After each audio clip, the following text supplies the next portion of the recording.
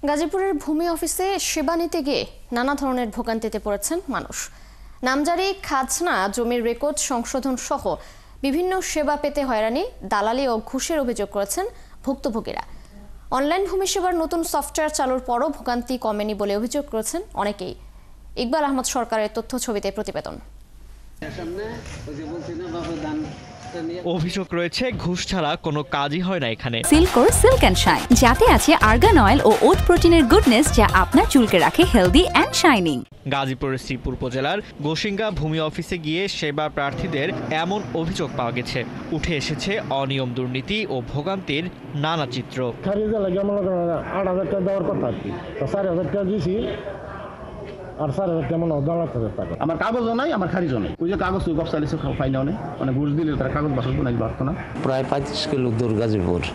আমার অর্থ গেছে, শ্রম গেছে, কষ্ট হচ্ছে।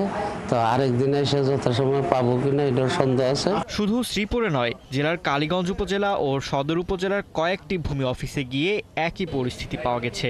জরুরি সেবা পেতে সরকারি নির্ধারিত ফি এর বাইরে অতিরিক্ত টাকা দিয়েও সেবা প্রার্থীদের ঘুরতে হচ্ছে মাসের পর মাস। 8,000 দিয়েছি, 2,000 টাকা খাইয়ের জন্য আমার ঘুরাইতেছে। আজকে না কালকে পরকানে আমি খালি এমন ঘুরাইতেছে। খারিজের টাকা জমা দিয়েছি আজকে প্রায় 6 মাস।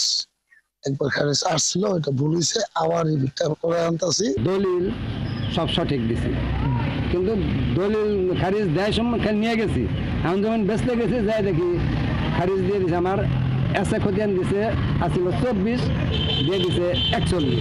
যদিও জেলা পর্যায়ের শীর্ষ কর্মকর্তারা বলছেন, অনিয়ম দুর্নীতির অভিযোগ পেলে তারা কঠোর ব্যবস্থা নেন। দুর্নীতি রোধে অনলাইন ভূমি সেবার ডিজিটালাইজেশন করা হয়েছে। ভূমি সেবা সহায়তা কেন্দ্রগুলো যদি স্থাপিত হয়, তাহলে মানুষ, পুরো বাংলাদেশ, সারা বাংলাদেশের মানুষ খুব সহজে, মানে আগে যেরকম আনঅথরাইজড তৃতীয় পক্ষের কাছে যেত, সেরকম না হয়ে এখন আমাদের অথরাইজড যে ভূমি সেবা সহায়তা কেন্দ্রগুলো থাকবে, সেখানে যে এই যে নির্দিষ্ট মূল্য থাকবে, সেই মূল্যে তারা সেবার সহায়তাগুলো নিতে পারবে। এদিকে ভূমি বিষয়ক বিভিন্ন সেবা অনলাইনে পাওয়া গেলেও সফটওয়্যার জটিলতা এবং কারিগরি ত্রুটির কারণে ভোগান্তি কমেনি বলে অভিযোগ করেছেন ভুক্তভোগীরা। ফারদিন নীরব, ৭১।